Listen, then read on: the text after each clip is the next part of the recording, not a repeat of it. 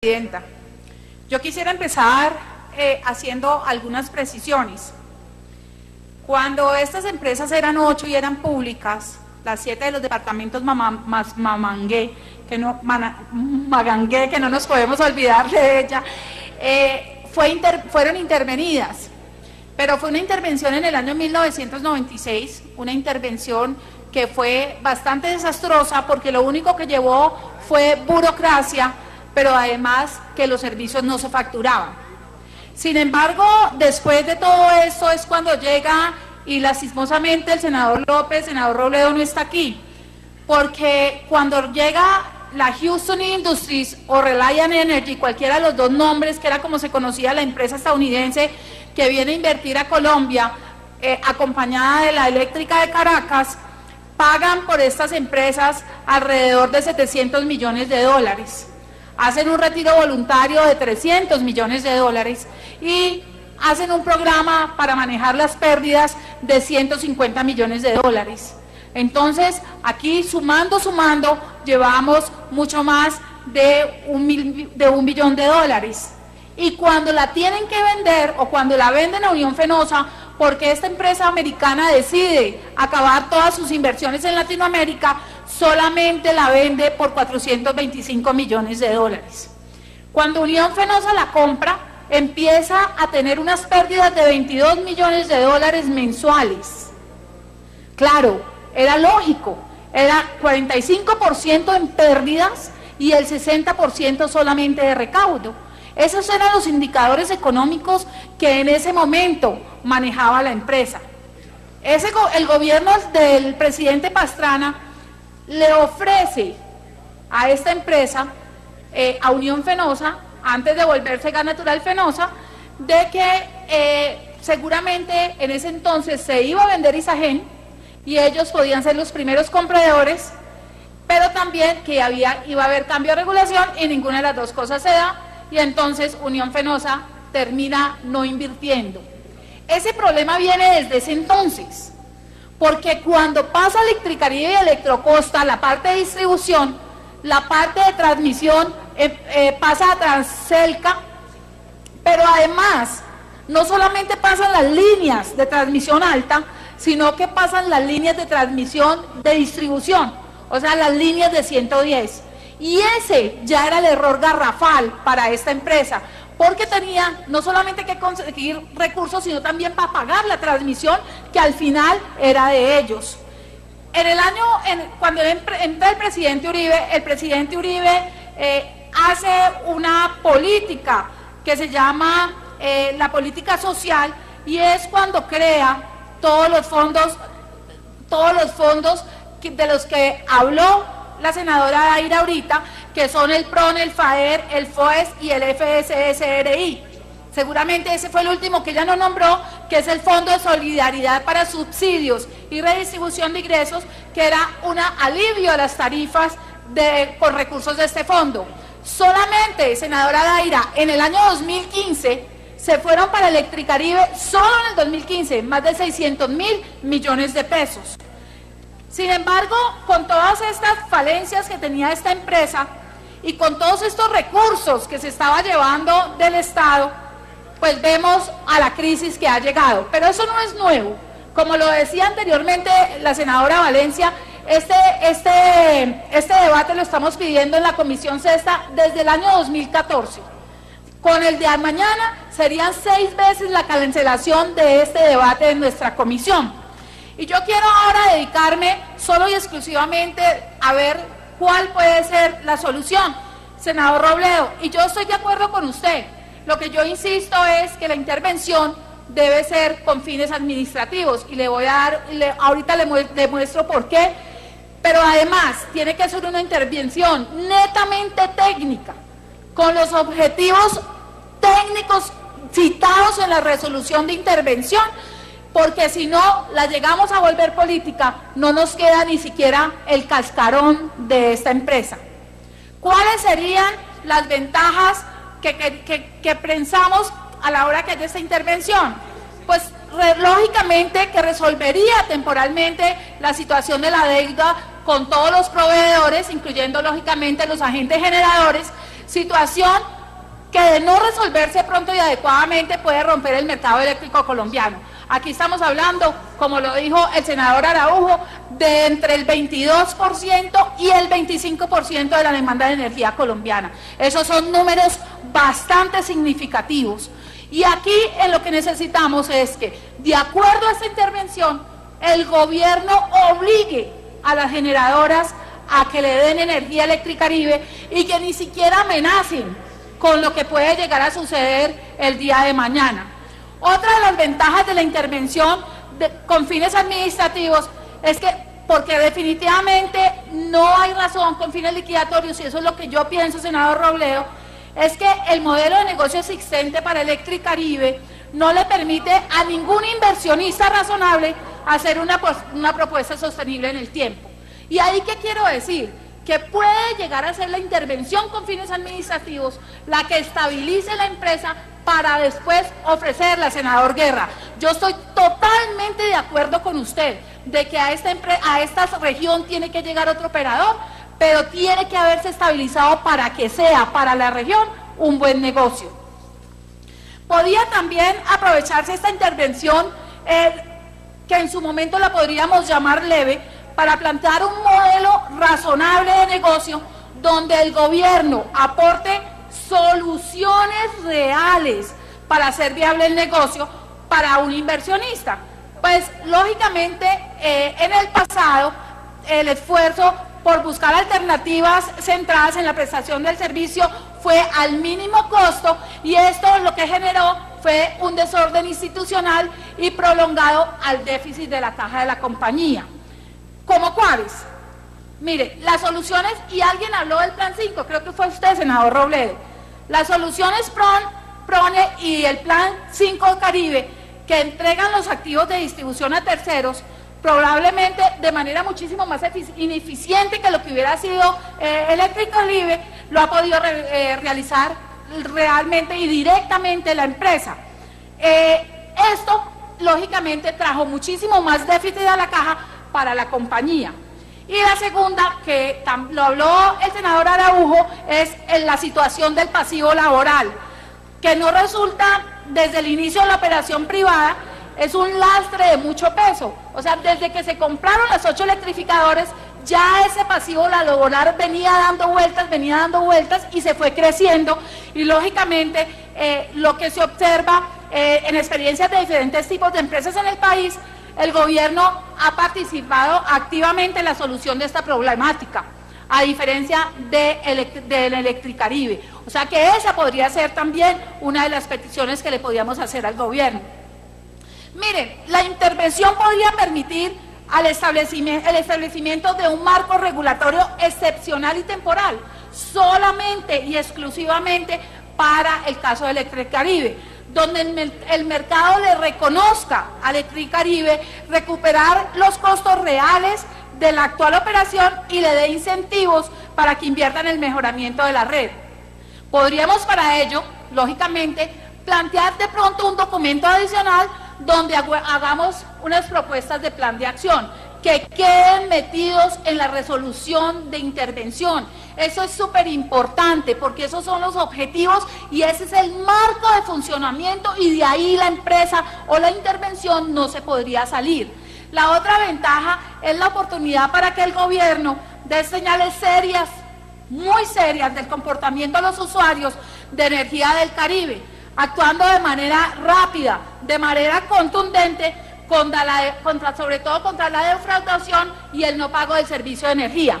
Sin embargo, yo ahí también estoy de acuerdo con la senadora Daira, con el senador Araujo, en donde el porcentaje de recaudo es el 83%, no es el 97%. La superintendencia no puede dejar afuera, senador Serpa, el mercado social, esas zonas subnormales, el mercado rural de difícil desarrollo, porque esos sí tienen un recaudo más difícil, pero ese 41%, cuando se suma o se adiciona a los otros, te da que el recaudo es un 83%. Lógicamente que hay que hacer una gestión, lógicamente que hay que mejorarlo, pero no es un recaudo deficiente para que le echen la culpa a los usuarios.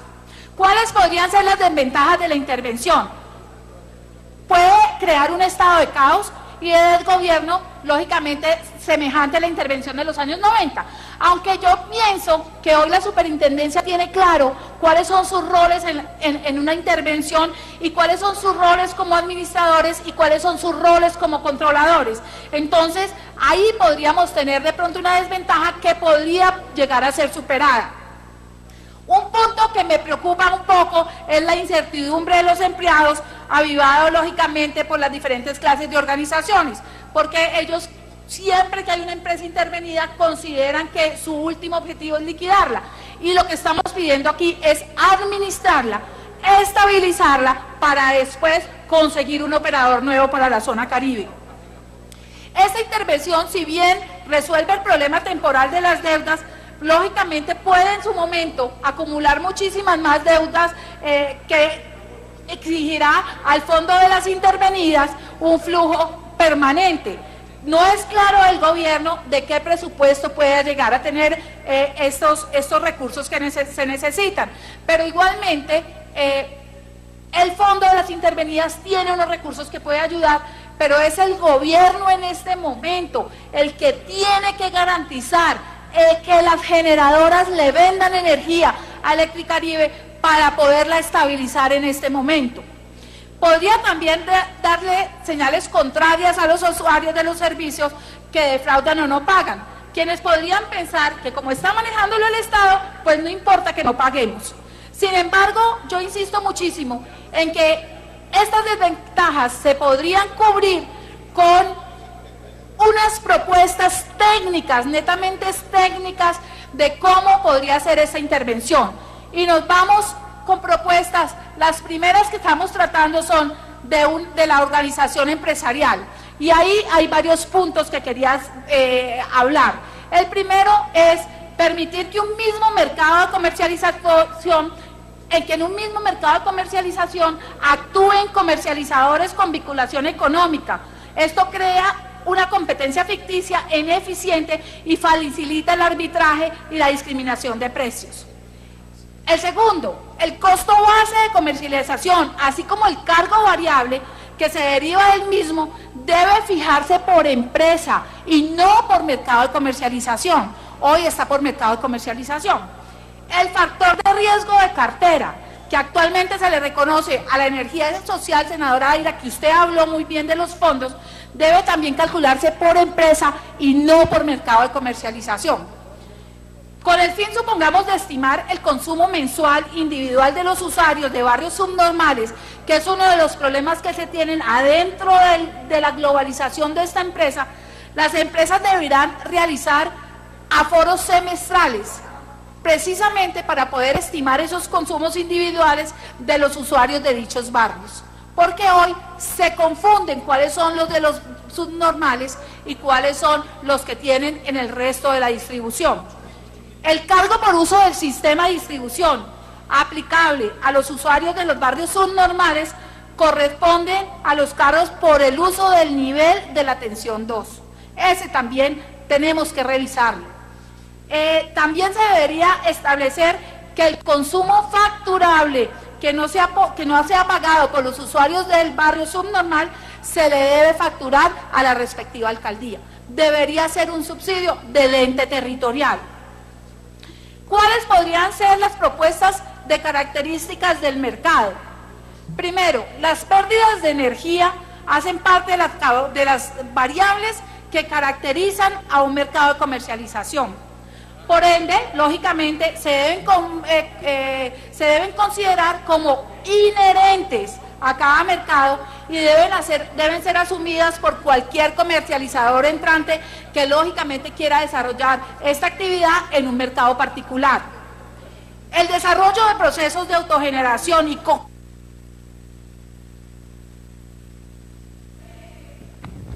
Continúe, honorable senadora.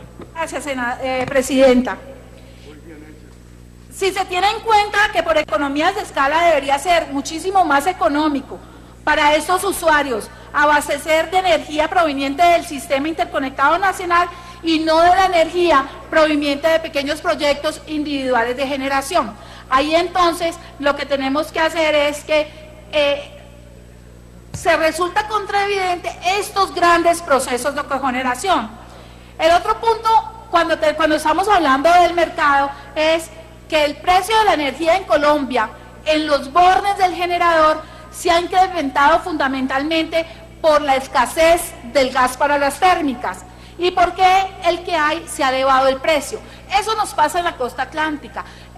Los pozos de Chuchupa, que son los que están en La Guajira y que nos podía estar ayudando arriba, lo que hace es que ya se está acabando ese gas y los de Copiagua y Cusiana no pueden ir en contraflujo porque los compresores de la línea van hacia abajo, hacia el sur, y no pueden ir hacia el norte. Entonces, al ser el mercado, lógicamente, de gas un sistema marginalista, los contratos ofrecidos por las plantas hidráulicas se han incrementado al mismo ritmo de las generadoras térmicas, y esto lo que hace es que está elevando muchísimo los precios. Cuando ahora que tenemos problemas de gas y que las generadoras térmicas no pueden generar energía, pues lo que estamos viendo es que estas generadoras térmicas no están usando gas, pero empiezan a usar combustibles, y los combustibles líquidos pueden generar el kilovatio por lo menos a 6 veces más el precio de si se estuviera generando con gas. Entonces, lógicamente nos lo sube muchísimo más, y la tarifa se traslada a la tarifa final, y allí el precio es casi que un problema estructural porque no aguantan esas tarifas. Tenemos unas propuestas también del estado de las redes, presidenta. Supongamos, los cargos por uso de redes actualmente vigentes resultan insuficientes para atender los requerimientos de los sistemas de los distribuidores. No se encuentran adaptadas a las exigencias de los mercados que sirven o que pretenden servir. O sea, ellas se han ido quedando rezagadas. Tenemos que mirar la adopción de un esquema tarifario basado en costos medios de largo plazo.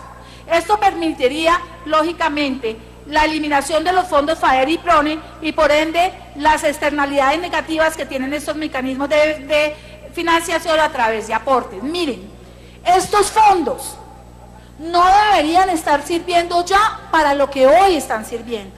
Estos fondos deberían estar dedicados a que 1 millón de usuarios de la costa atlántica tengan una energía alternativa, o sea, tengan los paneles solares en cada una de sus viviendas. Esto lo que haríamos es que más o menos en 7 años se deberían estar eliminando todos esos subsidios, que además son para todo el país, y que Electricaribe casi que se ha adueñado de ellos. Sin embargo, estamos destinándole a ese 1 millón de usuarios de la costa atlántica que cambien a energía alternativa a energía solar, y que su vivienda produzca su misma energía. Los planes de expansión que se remuneren a través de la metodología de costos medios de largo plazo se vuelven vinculantes, es decir, que los distribuidores estarían obligados a ejecutar las inversiones que lleguen a ser aprobadas en el momento de la fijación de tarifas. Eso no hay hoy, y por eso nos estamos quedando atrás en las inversiones, porque los distribuidores tienen que cumplir con esas inversiones. Hoy lo que hay, senador Robledo, es que para poder cumplir con la regulación, las empresas hacen inversiones en sus redes, pero no es una obligación, es para poder llegar a cumplir. Si la están cumpliendo medio miedo, pues no hacen inversión, que es lo que nos está sucediendo en la costa, y es lo que nos está trayendo uno de los graves problemas de calidad.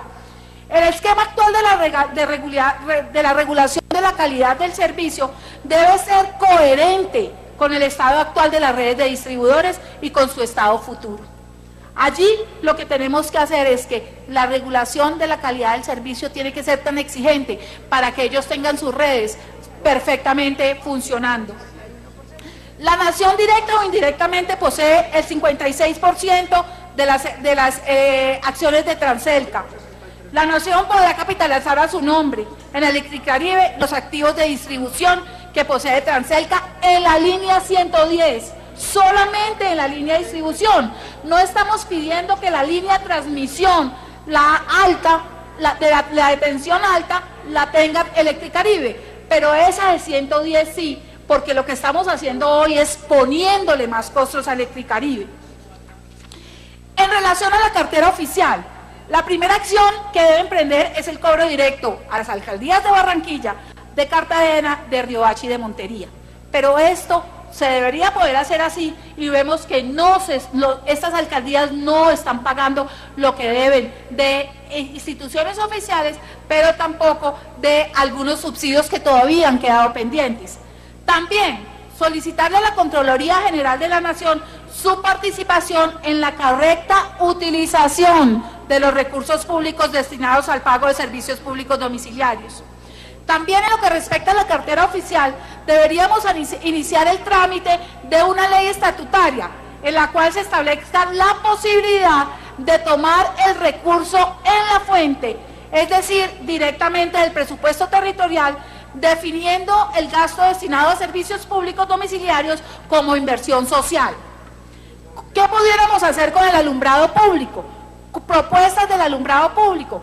Que la facturación por este concepto no sea conjunta y se realice en desprendible separado, porque cuando en la factura está igual, Electricaribe no cobra, tiene que pagarle al operador de alumbrado público, y que el servicio de alumbrado público se cobre como parte del impuesto predial. Podría ser una de las ideas que tenemos para esta intervención. En propuesta de las pérdidas, miren, las pérdidas hoy de Electricaribe, entre las técnicas y las comerciales, están volviendo a llegar al 22 o al 24. Estuvieron, cuando estaba la Houston Industries of Rhode Island, llegaron a estar en el 16% y están subiendo de una manera bastante alta. ¿Qué podíamos hacer? Reglamentar un procedimiento expedito que garantice el debido proceso en el caso de que las empresas en desarrollo de sus programas de reducción de pérdidas no técnicas, o sea, estoy hablando de las pérdidas comerciales, detecten irregularidades o anomalías, y reglamentar la metodología o el procedimiento para determinar la energía consumida dejada de facturar precisamente por esas mismas irregularidades o anomalías. En cuanto a subsidios de la demanda, que se adopte la metodología de estratificación desarrollada por el DANE, esa es la primera. Que se adopten los consumos de subsistencia o mínimos vitales y que se elimine el FOES una vez comience a operar el nuevo FSSRI, que es el que ayuda a las tarifas de energía.